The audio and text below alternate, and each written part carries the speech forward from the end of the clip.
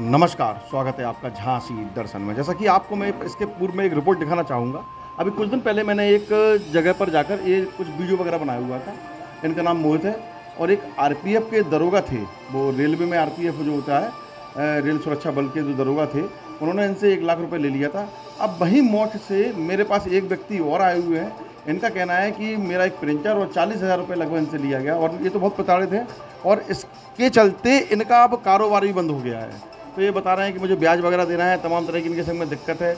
और जहाँ तक कि मीडिया का हाल मैं कहूँ तो ये आप देख रहे हैं कि ये लिखा है मीडिया हाउस, और मीडिया हाउस यानी उम्मीदों का पथ है। बड़े बड़े आप देखते हो दिल्ली में बहुत बड़े बड़े चैनल हैं या बड़े बड़े जो कारनामे करते हैं, लेकिन आजकल की मीडिया आप जानते हो कि 400 पार, उसके बाद आज नगद कल उधार, ना वो सब लापता हो गए हैं, सब गायब हो गए। लेकिन आम आदमी की बात करने के लिए मैंने एक मीडिया हाउस बनाया हुआ है, इसका नाम है उम्मीद का पथ 001, जहाँ कम से कम आम आदमी के लिए राहत मिल सके, आम आदमी की हम यहाँ पर बात कर सकें। तो आइए कुछ इनसे बात करते हैं कि इनकी तकलीफ़ क्या है, इसका हल हम कैसे ढूंढते हैं। और यह कार्यक्रम जो मैं आपके सामने रख रहा हूँ, कोई भी व्यक्ति कहीं पर भी हो, मैं दबंग पत्रकार नीरज साहू आपको बिल्कुल वचन देता हूं कि जो होगा सो देखा जाएगा, और वैसे होता कुछ नहीं है।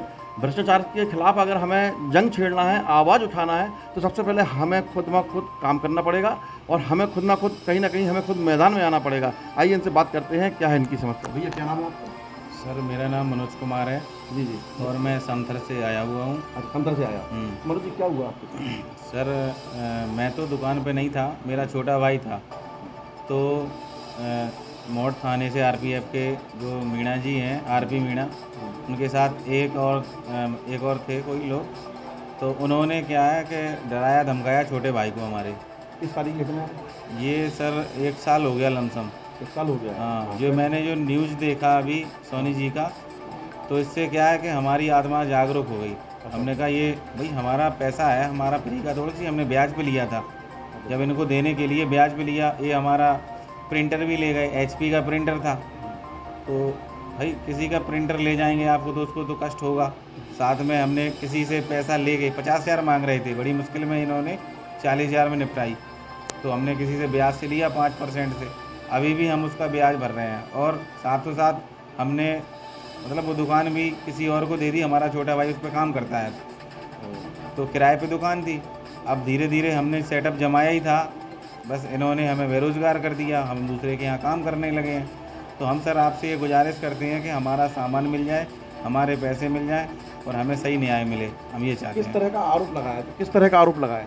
उन्होंने ये लगाया था आरोप कि आपने फर्जी तरीके से आपने पर्सनल आईडी से आपने टिकट किया, उसमें हमारी खुद की आईडी थी, जिसमें रेलवे की जो आईडी होती है उसका हम लोग पैसा भी भरते हैं साल का, उसका जो चार्ज होता है, चार्ज पे करते हैं। फिर भी हमने इनसे कहा सर आप एक बार चेक कर लीजिए।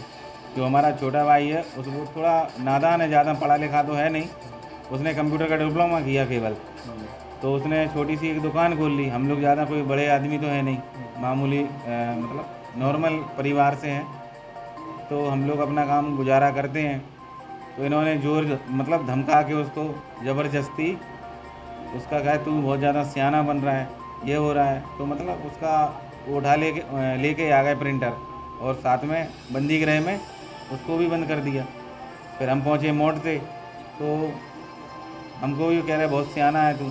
अम्मी साहब ये तो बताओ कैसे क्या निपटेगी? कह रहे 50,000 लगेंगे। अम्मी साहब कहाँ से आएंगे 50,000? तो कह रहे जब ही छूटेगा। तो फिर हमने डर के हमने पापा को फ़ोन किया, तो पैसे का इंतज़ाम कर करके ब्याज से लिया किसी से 5% से, तो इनको पैसे दिए। इनको तो पैसे से मतलब है, जो कहीं से कोई किडनी बेचे, कोई शरीर बेचे, आँख बेचे, उससे क्या मतलब इनको तो पैसे से मतलब है। दे दिए पैसे। अब मेरा प्रिंटर वापस नहीं दिया, कह रहे नहीं देंगे। तो हम कुछ डर गए हम लोग, तो क्या कर सकते हैं। तब जाके हमने ये देखा वीडियो, तब जाके हमें मतलब अपने आप में प्रोत्साहन महसूस हुआ। तो हमने भी आवाज़ उठाने की कोशिश की, एक एप्लीकेशन लिखा, मैंने थानेदार को दिया। वहाँ पे उन्होंने कहा कि हमें मत दो, मेल करो। तो मैंने मेल कर दिया सीधा लखनऊ, प्रयागराज। उसके बाद उधर से मतलब जांच कमेटी बैठाई गई, तो इनको जो सोनी जी का केस था उसमें इनको मतलब ट्रांसफ़र कर दिया, इनको डिमोशन भी कर दिया। अब हम ये चाहते हैं कि हमें न्याय मिले बस सर। मतलब आप चाहते हैं कि आपका जो लॉस हाँ। हुआ है पूरा हो जाए। हाँ, बस हमें न्याय मिले। तो ये मतलब आपके अलावा और भी लोग थे, इन्होंने 2-3-4 लोग और बताए थे, क्या है मतलब और भी लोग हैं क्या? सर और भी लोग तो हमें पता नहीं है सर, लेकिन इतना पता है कि एक साथ में था इनके, तो जो दुकान पे जब आए थे तो इनके साथ एक था, हमारा छोटा भाई बता रहा था कि एक और था इनके साथ कोई। मतलब इनका क्या मतलब यही काम था इनका क्या? इनका यही काम है, इनकी सैलरी से इनका गुजारा हो नहीं रहा है। करप्शन, जो मोदी जी कहते हैं करप्शन हटाओ, करप्शन देश से जब ही हटेगा जब अपने आप में लोग सुधार करेंगे। इन जैसे गद्दार अधिकारी जब ऐसे रहेंगे, आम जनता को लूटते रहेंगे, तो ये समझ लो कि देश कभी सुधरेगा नहीं, देश हमेशा गड्ढे में ही जाता रहेगा। और आप युवा हैं तो आपका तो व्यापार चला गया, मतलब उनकी गलती से हमारा आपका शादी हो गई आपकी? सर हमारी शादी हो गई है, 2 बच्चे हैं, हम कैसे परिवार चला रहे हैं वो तो हम ही जानते हैं। 10,000 रुपये सैलरी पे हम काम कर रहे हैं, जहां हम खुद के बिजनेस करना चाह रहे थे तो इन्होंने हमें बेरोज़गार कर दिया, मजबूर कर दिया। हम ये समझ लो कि किसी जो खाद बीज की दुकान है उस पर हम काम करते हैं।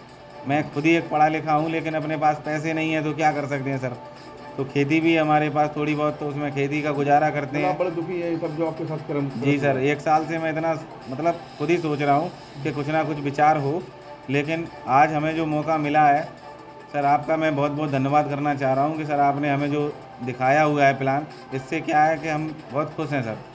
कुछ है। हाँ। तो आप बताइए, तो आप जैसे मान लो जांच वगैरह में जो सरकारी जांच होगी उसमें साथ देंगे आप? मैं सर बराबर साथ दूंगा, जैसा जो हमारे साथ हुआ है मैं सबके सामने कहने को तैयार हूँ। ठीक है, चाहे कमिश्नर हो, चाहे DIG हो, चाहे SSP हो, कोई भी हो, मैं सबके सामने बोलूँगा, अपनी बात रखते हैं। अपने बात रखूँगा। ठीक, ओके।